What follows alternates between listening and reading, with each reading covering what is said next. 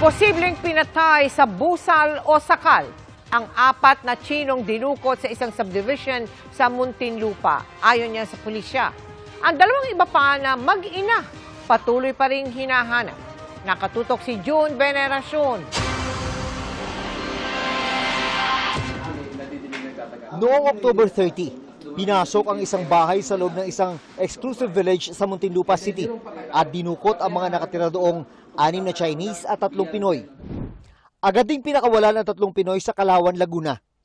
Pero pagkalipas ng 2 araw, November 1, natagpuan ang katawan ng 2 dinukot na babaeng Chinese sa Marilake, Tanay, Rizal.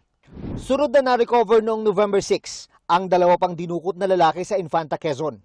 Sabi ng PNP Anti-Kidnapping Group, lumabas sa DNA test na magkapatid ang 2 at isa sa kanila ang primary target ng mga suspect.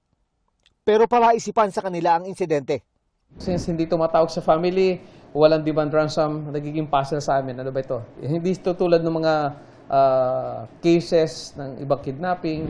Sa pag-iimbestiga ng PNP Anti-Kidnapping Group, lumalabas na hindi pangkaraniwan ang ginamit na paraan ng mga suspect para patayin ang kanilang mga biktima na natagpuan sa iba't ibang probinsya. Wala namang sugat na binaril o sinaksak yung victim at ito ay maaaring ginamitan ng pantakip sa bibig or sinakal. Sa ngayon, hawak pa ng mga suspect ang natitirang mag-inang biktima. Hopefully, sana huwag naman nilang patayin, no? Yung 11-year-old boy and yung mother niya. Sana naman, kung may galit sila, huwag nang idama yung bata. Hindi pa masabi ng PNP AKG ang maaring motibo sa krimen.